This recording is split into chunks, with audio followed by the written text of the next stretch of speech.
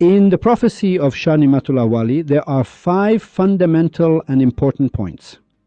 We mentioned one last week, and the much more important point that we will present to you this week is this. It is true that the Sufism of the perfect human in this era speaks several languages, but its origin is Iranian. The great secret is for you to know why Shah Ni'matul Awali spoke about the perfect human at this point in history. It is because the Mahdi, the master of the age, the Messiah, the Imam of the time, or whatever you want to call him, is, in this era, the Iranian perfect human. Welcome to 40, my friend. Welcome to 40, the most dangerous program in the last 700 years. Welcome to Restart. Yes, the very important point we presented to you today is this. Something you hadn't paid attention to was why after 700 years such a program is being broadcast, and why after 700 years the prophecies of Shah Ni'matullah Awali regarding this era are what have been presented to you. Last week we explained that it's impossible for Shah Ni'matullah Awali to talk about other things. Shah Ni'matullah Awali only speaks from the perspective of the perfect human. Now sometimes the perfect human might be a child of Yemen, meaning born in Yemen. Sometimes he might be born in Italy. He might be French. This is a very important point, meaning in reality, this poem, which is the prophecy of Shah Ni'matullah Awali, has absolutely nothing to do with the Iranian nation. It has absolutely nothing to do with the people of the world. His entire address is directly and uniformly to the restartees, meaning to, that is where he says, the abode of good has been severely ruined, a gathering place of evil I see. It means that it has nothing. If he were going to talk about you, he would have said, I see the mosque of so-and-so being destroyed. For example, the shrine of Imam Hussein is being destroyed. Imam Hussein was famous 600 years ago. All this fighting and whatnot in the corners of Iraq, it's all known. Or if he were going to say, I see Cardinal so-and-so. No, he says very specifically, an abode of good. He is saying the place of the perfect human is destroyed, which I know it has been, meaning this line has also passed, meaning in this era that we are now speaking in, that abode of good has been severely ruined, has also happened. It is in the past. So why does Shah Ni'matullah Awali talk about the perfect human in this period of history? Because there is a secret hidden within it, and it is that the perfect human in this era is Iranian. This is an important point. That is why he talks about Iran and the right and the left. But the more important point in this regard about him being Iranian is that in the last 2016 years until now, the perfect human has only been leaked 3 times. In the last 4,000 years until now, the perfect human has been leaked 5 times. In the last 7,000 years until now, among all the perfect men who were leaked, maybe 8 perfect men, 10 perfect men were leaked. Even after Shah Ni'matullah Awali, who was leaked, no one else was leaked until now. People were just living their lives, they didn't know anything and had no news at all. So the important point is that a rare event is happening in the world, meaning after 7,000 years, a rare and strange event is happening. One instance is written about in the Torah during the Jewish era, where they explained very clearly that the people had become restartees, their restart had been shaken, and then, if you'll allow me, they came to the house of a Sufi. They had found a Sufi in a country. They had realized this Sufi was connected to God, meaning they had realized that only one person in the world has a connection and communication with God.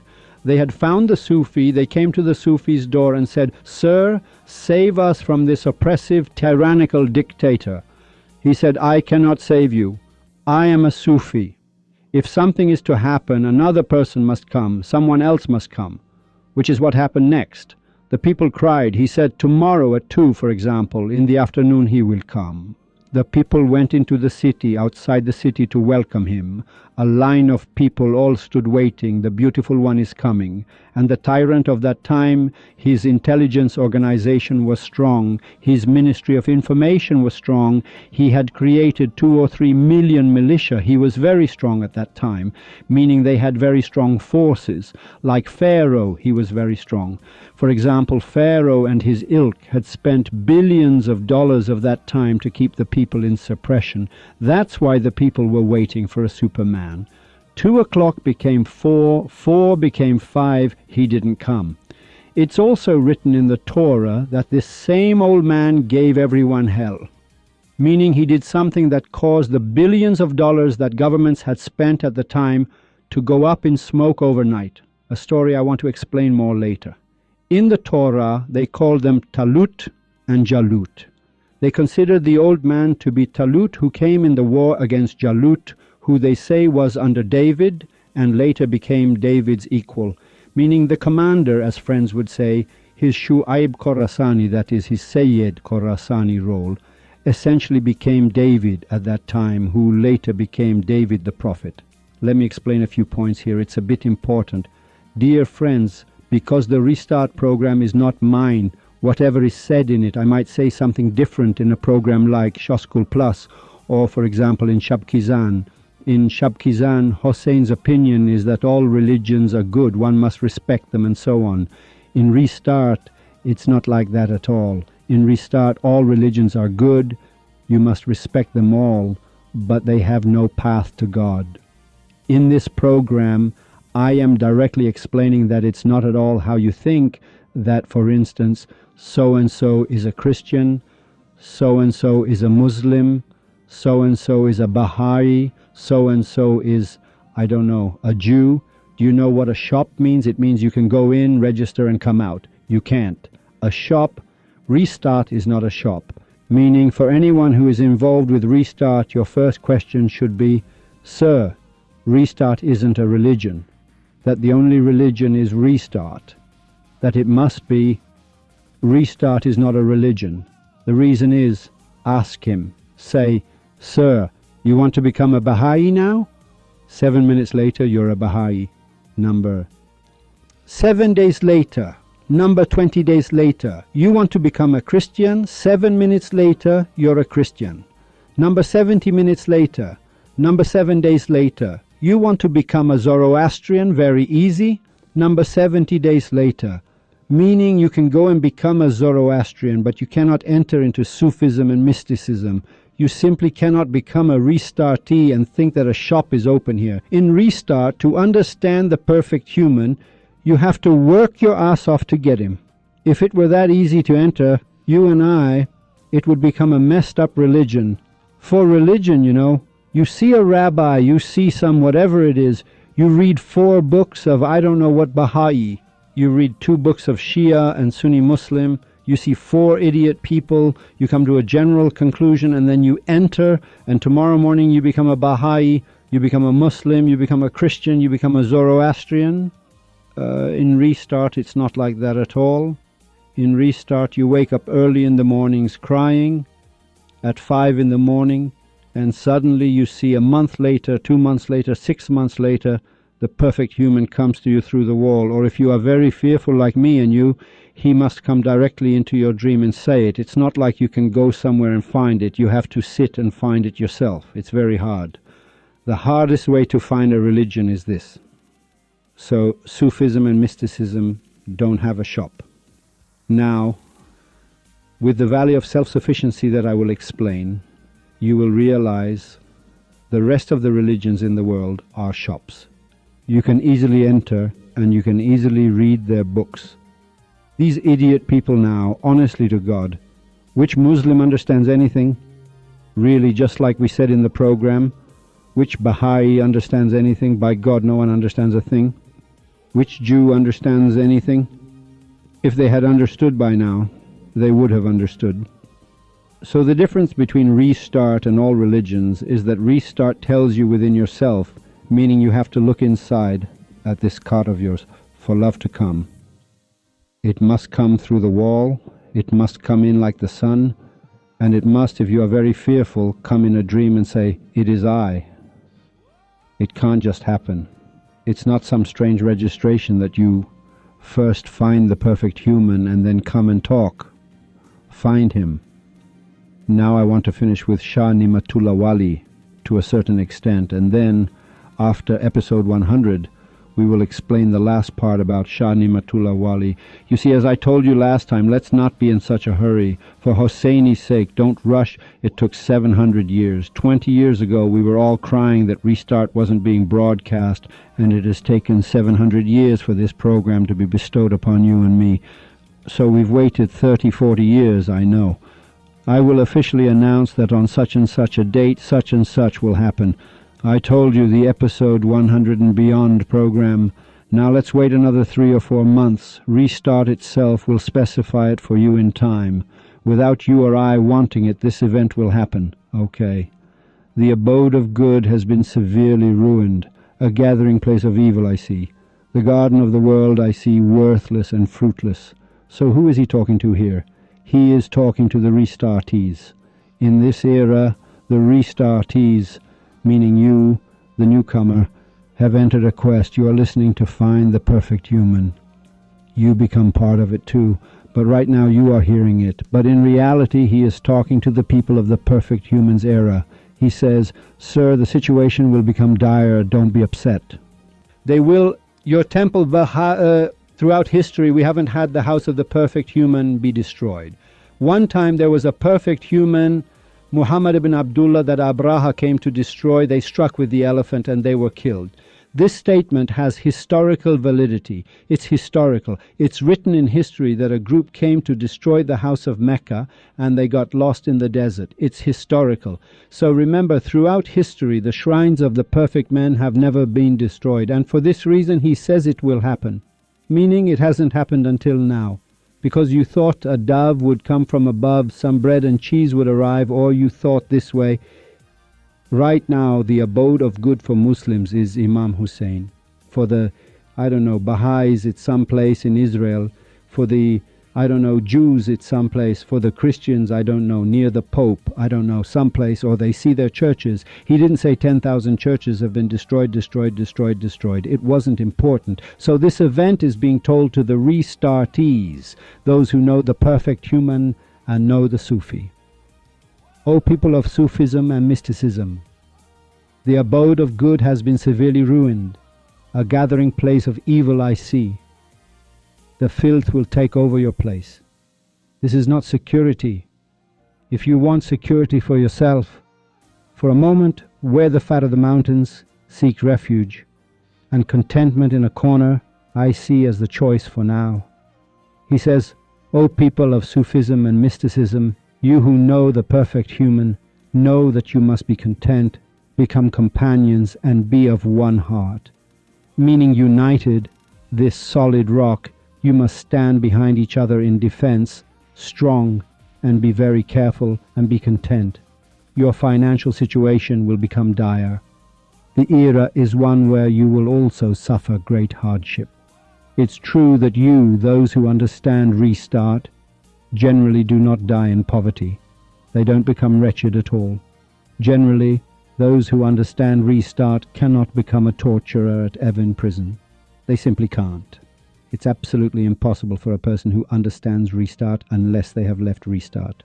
Mr. Hosseini, excuse me, is it possible to enter and then leave? Yes. When you know the perfect human now, if the perfect human dies right now, and the next perfect human comes, and you don't recognize him, you have left Restart, and now you have to find him again. Generally, those who have found, because they know the Sufis, they follow the Sufis and find them for this reason. So when do you leave Restart? You leave if the perfect human is dying every second. Every breath that is inhaled is a prolonger of life, and when it is exhaled, it is a source of joy for the essence. The perfect human is actually forced to die every second, which is also very important, and we want to talk about it later. He turns to the restartees and says, although I see all these sorrows, the joy of the Comforter I see, don't be sad. I know that in the era of the perfect human, the people, these idiots will go. I know that in the era of the perfect human, the people, the idiots, go to some grave somewhere. I know you are enduring these hardships. Though I see all these sorrows, the joy of the Comforter I see. Grieve not, for in this turmoil the delight of union with the Beloved I see. This is a very important point. He says, don't grieve, for after these turmoils that arise, the delight of union with the Beloved I see. Meaning, after a long, long time in history, if it has happened 10 times, the 10th time it happens is in the history that Hosseini broadcasts in Restart. The perfect human gets leaked. It is very strange for you to know. That's why the prophecies are so strange. It's not important whether 100,000 people die or not. 100 years ago, 7 billion died, 6.5 billion died. It wasn't so important that, anyway, we all die. It wasn't important that, what is important is that we will certainly die. The emphasis of Shah Ni'matullah Wali in this poem is that one more time the perfect human gets leaked, his secrets are revealed. After this year and a few more, a world like a beautiful painting I see. When the 5th winter passes, a joyous 6th spring I see. 5 winters from that date. Look, before this he said, after this year and a few more. This line, after this year and a few more, you have to go and see the abode of good that was destroyed, because this after this year and a few more shows that in some previous verses, a date, for example, it might have been 10 years, it might have been 20 years, it might have been 5 years. This few more years that he added is to tell you, so, sir, look at that abode, it's been a little while, look at these problems. After that date, meaning a date, now some also say, look, for example, some say 13, 13, 13, 3 13s in a row. It's strange, for example, or for instance, if you'll allow me, that, for example, the year so-and-so, the number 13, they say, is very, they say these things. For example, in Freemasonry, after them, they also have something like a perfect human. They have this kind of perspective that then that spring falls to the 13 people who are subordinates to that king, meaning they themselves say they have something like a perfect human. For 319, an Iranian becomes 117 and 13. Well, 5 years later, 60 years later, 60 years later, at all, 396. Now these are all things being said, but that an event is supposed to happen on this date, meaning within this 1 year, around this time, a year and a half, a great and strange event will happen. Let's not doubt that something is going to happen. Now the why, the next secret that I want to reveal to you next week, I will reveal why. We understood today that this event will happen. The task is clear. Okay, he says, when the 5th winter passes, a joyous 6th spring I see. The deputy of the Mahdi will become apparent, nay, I see him apparent. The Honorable Mahdi is not a Muslim. Mahdi means Messiah, Mahdi means the guide, Mahdi means the Imam of the time. Anyone who does not know their Imam of the time has died in ignorance like an idiot. The Imam of the time is this very Mahdi. Mahdi means prophet, means Nabi, meaning the only one who has a connection with God.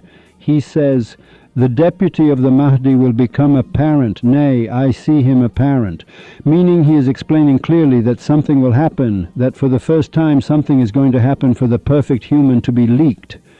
A king of complete wisdom, a dignified leader I see.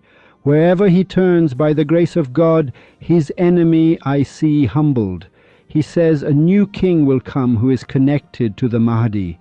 The Islamic Republic folks on the internet and such, they come and paste this part onwards.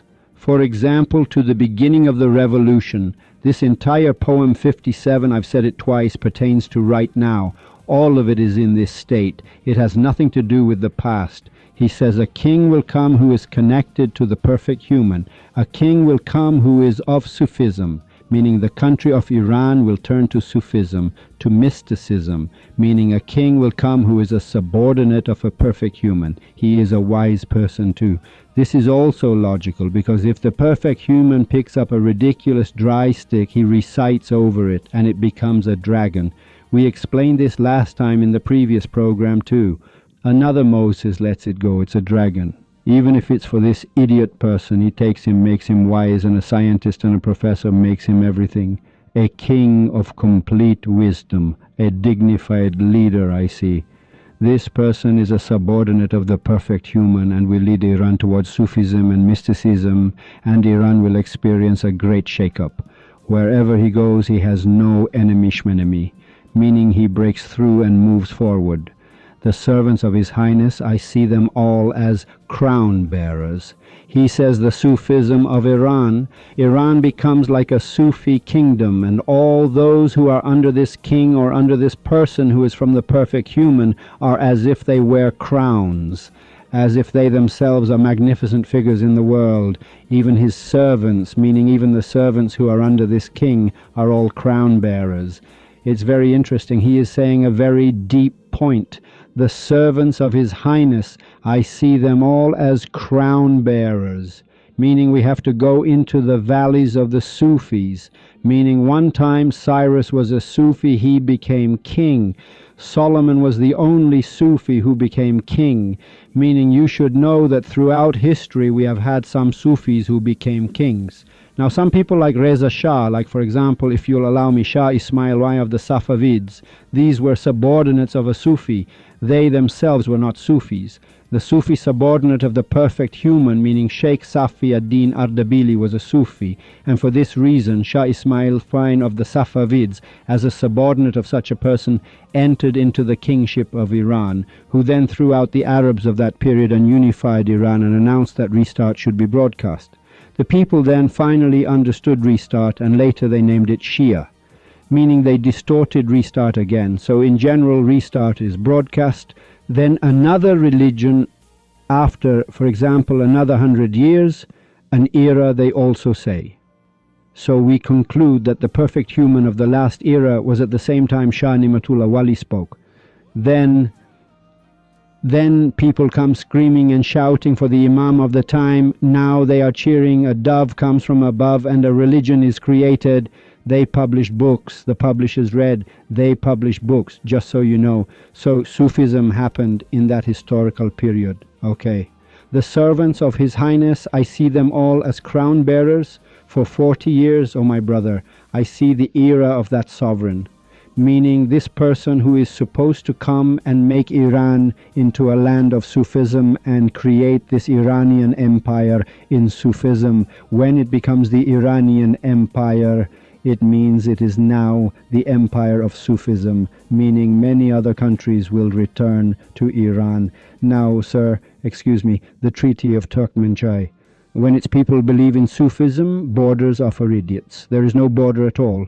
Did anyone have borders in the old days? Whoever went, wanted, came, went, came. There are no borders. These borders are agreements. Agreements that two idiot presidents made with each other, sent their people to their deaths against each other, and next time made another agreement. Just so you know, because you like to know. The agreement is completely up in the air. What is the whole point? Send it. What is this agreement? It doesn't exist. The country of Sufism is created, and for 40 years this person rules over the Iran of Sufism, a monarchy. He rules. Monarchy here has two specific definitions. One is that all, for example, Shah Ni'matullah Wali, meaning he is a king, but at that time Amir Timur the Lame was also around. He, Amir Timur, was also playing king and sultan for himself. This has another definition. Now, I am supposed to explain it in the episode 100 and beyond program, not now. His era for 40 years, oh my brother, I see the era of that sovereign. When his era as king is complete in his work, I see his son as a legacy. So it's clear that this king, many people attach this part to the period of the early revolution. They put it on the internet. When I say many people did, I mean more than like 8,000 websites did, meaning the Islamic Republic has spent millions of dollars on this because they knew it would happen, to distort all of it. So some people were very upset with the killing of Ahmad.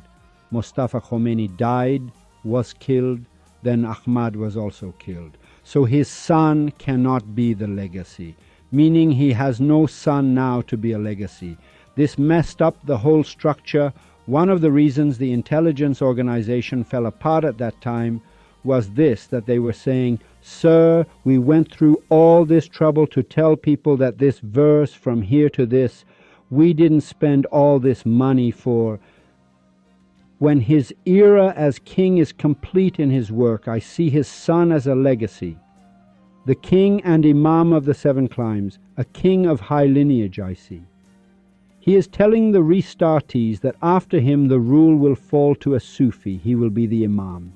We've again attached this definition of imam to Islam. Islam doesn't even have an imam. Imam in the Sunni context means leader, means in front. It has existed under different names. Just as friends were saying that in Islam, in prayer, you always recite the Al-Hamd, the Hamd. No, many Christians also have a verse that they must recite every day. Similar to, it doesn't have the mental, similar to Imam. No, by Imam he means the perfect human, means the Mahdi, means the guide, means the Imam of the time. After him, he himself will be the Imam, who I see as the tamer of the world. From here on, we must go. Later, he will become beloved. As much as we can explain, we will explain more in this episode 100 and beyond program. But we move on to the Valley of Self-Sufficiency, a very strange valley in Attar's Mantikutayr. This beautiful Sufi, truly strange, as you know, Rumi says of the seven valleys and seven cities of love. We are still on the bend of a single alley, meaning after Attar and before Attar, there was no Sufi who could pass these seven valleys in this way, meaning the form of this sevenfold valley of Attar is specific to Attar himself. If someone now published a book 200 years ago, published a book 400 years ago that mentioned the name Seven Valleys, this person is an idiot. Meaning Rumi says we are in a bend of an alley. He doesn't say we are one alley. In contrast to Attar's city, he says we are in a bend, meaning we are at the corner. We are totally the bend of an alley, meaning me and you and all people. So the book of seven valleys means Attar. Any other name you see, it's totally fake, meaning it's plagiarism, a lie. Behind it is betrayal and lies and so on. It belongs to Attar. It doesn't belong to anyone else at all. The Sufi's personality, their very self is a finger. What do you call it? You take it to the police say shut up. It's impossible for our finger to be the same as Attar's. Attar's finger, the seven cities of love, is the seven valleys. Attar cannot take someone else's finger. This was a very important point I'm explaining because some of these rituals and, I don't know, religions and some people and so on ask me questions that I have been scheduled to explain in order that Attar, the seven valleys, the seven cities belong to Attar. If you'll allow me, the point I must explain is that I will start the Valley of Self-Sufficiency with a story. It has a verse that I will read for you. Here it says in it, there is no claim and no meaning either. Look, I'm reciting the poem so you know.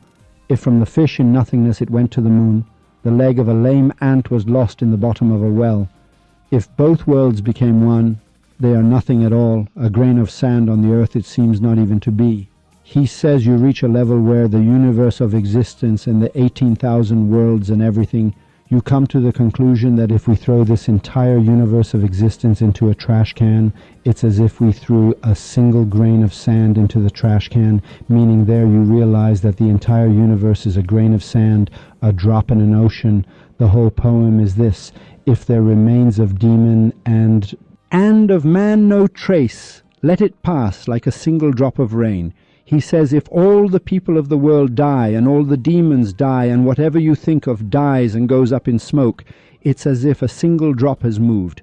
The valley is a very strange valley. If you spill all these bodies onto the dirt, a single animal's hair, there would be no concern. He says if all the bodies of humans and non-humans, he says all the creatures on planet Earth all die, it's as if you plucked a single hair from a bear, for example, a cat, a single hair, Right now, if a cat loses a bunch of its hair, does anything happen? It loses 30 hairs every day. The world has nothing at all. That's why I say some stories that exist from the mystics, for example, Attar and even Tazkiratul Awliya, and if you'll allow me, Kashkul of Sheikh Bahai and so on, their stories are very deep and strange, meaning the story isn't like Rumi himself. Now, I will probably read 2 or 3 of his verses next week. Rumi himself says that anyone who thinks they understand the Masnavi of Rumi, just take them to the asylum, because they really think they understand. That's all it is. Whoever thinks they understand something, take them to the asylum because they think they understand something, and it's as if they've published a book that they themselves were able to understand, and it's clear. If you'll allow me, they say that there was an oppressive and very tyrannical king and so on. I want to explain the value of self-sufficiency. He was a very dictatorial and strange and weird person. One day they say, "Your Majesty, we found a Sufi," and so on. He says, "What is a Sufi?" They say this way, Restart has a few Sufis, one perfect human who is a Sufi and so on. Then he says, but in every era the Qaim exists, meaning the Mahdi is here now, the Messiah is also here now. Your Majesty, oh what fascinating words, bring one of them. He says, Your Majesty, we only found one in total. What do you mean? Bring one of them. He says, Your Majesty, bring him, bring that same one. He comes and the king shows great respect, sits beside them, these words and so on, and comes to the door and has them seated. Then the Sufi, a Sufi is someone on the path of the perfect human, not the perfect human himself, says, Why did you bring me? He says, Your Majesty, we have heard there is a valley called the Valley of Self-Sufficiency and Quest, and I don't know, we have heard of these. He said, Well, yes. He said, Could you explain this Valley of Self-Sufficiency to us? When you say self-sufficiency, it means the source of connection. Let me tell you a letter I didn't read for you last time, that we do not debase the honor of poverty and contentment even for Reza Shah. You had heard this? I want to tell you its explanation. Its explanation is very important. The king says, Sir, we have heard you have self-sufficiency. He said, Yes. To some extent, can one understand what this self-sufficiency is? That you don't need money and support. You don't go to the doctor. You don't go to so-and-so. He said, Do you want to see the valley of self-sufficiency or know it? He said, What's the difference? He said, Do you want to seek and need it like Hosseini? He said, No, we don't want to be like Hosseini. We want to understand. He said, Okay, then understand. I baked this sweet yesterday for you. Please have some. He said, Certainly, thank you. As a gesture of miracles. In the old days, I don't know what we used to eat. We'd swallow someone's saliva. We'd eat it. He said, Have some. Have this. And now we've also seen the movie The Matrix, where the old lady gives the fresh biscuit. We've seen that too. He said, Now you eat this, and we will make you understand self-sufficiency. He said, All right. He ate the biscuit. He said, Well, make me understand. He said, No, tomorrow at 2 o'clock, tell your army and also your Ministry of Information to come and bring me bound. He said, Meaning no? He said, To understand it, allow them to bring me bound tomorrow afternoon. You will understand that I must be brought for you to understand self-sufficiency. You won't understand it this way. I must be brought with a beating. He said, Is that how it is? He said, Is that okay? He said, No, for you to understand. He said, All right. Yes. At night his stomach started to hurt. No matter how much he went, excuse me now, to go to the bathroom, he couldn't do anything. And kings eat well for dinner. He eats well. He woke up at 2, nothing. It became 3, nothing. 4, nothing. 5, nothing. He got a stomachache, an ache in his gut. He kept going to try to do something. It didn't work. It was blocked. Constipation, for example. I can say it scientifically so no one gets offended. 7 in the morning, nothing. 8, nothing. 9, nothing. 10, still nothing. He said, sir, go and bring that fellow bound. They went in the morning and brought the fellow. He said, sir, what did you give us to eat, buddy? We can't do anything at all. And so on. He said, oh. He said, then I will be at your service the day after tomorrow. The valley of self-sufficiency isn't something you understand in 24 hours. If you allow it, let it take 48 hours, you will understand it well. Sir, man, my turn. Let's see what you're saying. Are you kidding me? We are a king. We are the I don't know what of the 7 climes. We have a ministry of information. We have all these websites. Are you joking now, you jerk? He said, strange. Allow me the day after tomorrow. He said, no. This man, look, if I die, if you want to kill me, what is it? You will be killed too, you fool. I'm saying the day after tomorrow. Sir, 3 days later, he was crying. Nothing. He was destroyed. He came. The Sufi himself came. He said, sir, His voice wouldn't come out. He took a piece of paper, said, you will write down half your wealth from top to bottom here, sign it over to us, we will open it.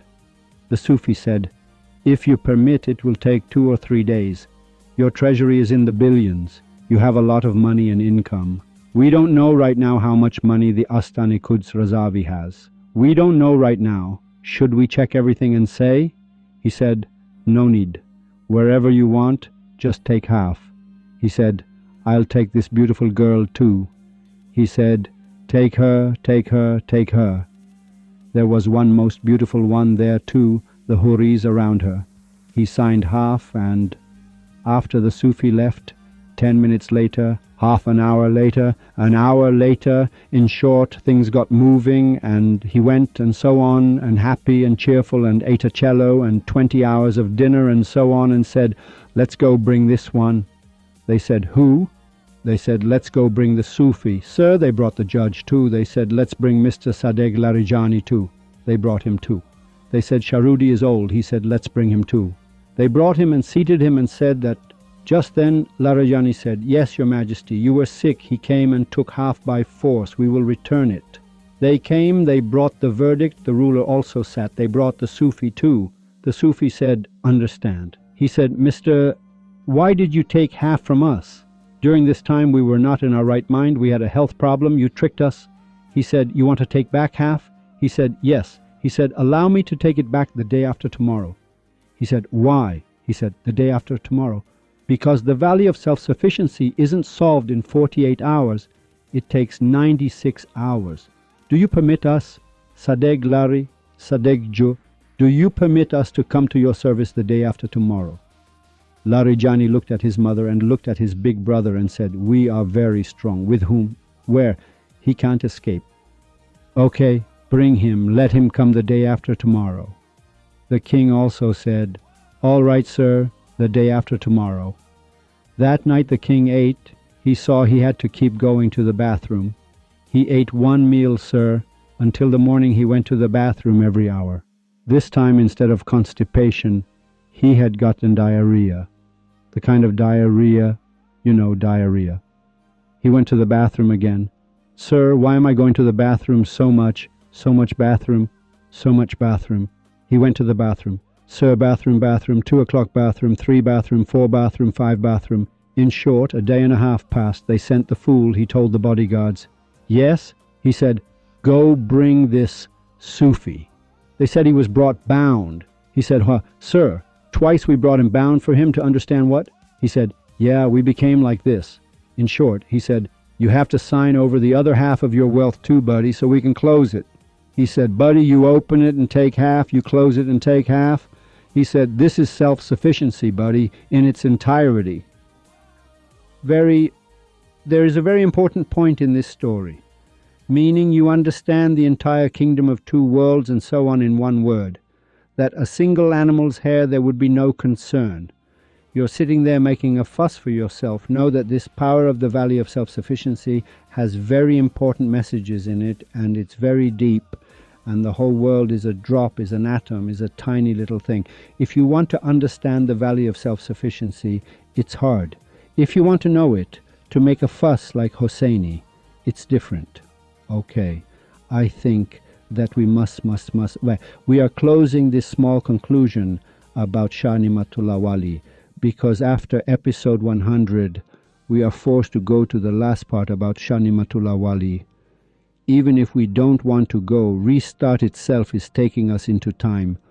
Restart was a void that was a big bang that is itself producing time. That's why I say don't worry too much about time. I love you too. For me, it's not mine to want to add something. Things that you would like will happen in it. Your job is to promote this program and give it to others to listen.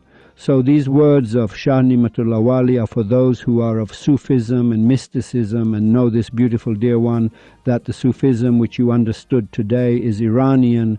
They know this now. He is only talking to them. If others don't want anything to happen to them, then restart must be broadcast, which shakes the core of the heart. Just as many Basijis are truly being shaken. Really, the sessions.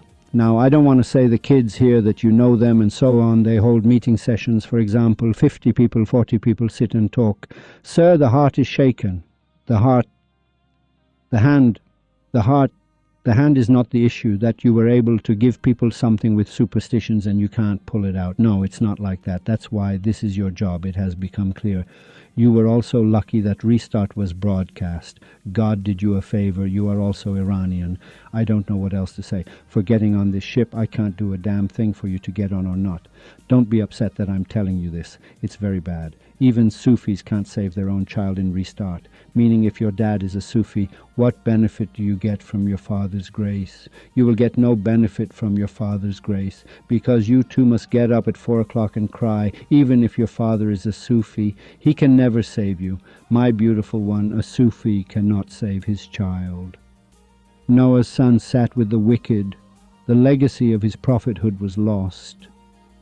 I hope that all of us, both me and you, appreciate this rare event that has happened in the universe. And this time a beautiful Iranian has turned his face to you, that we don't do something to make him leave and we hold on to him tight. Until the next program, farewell.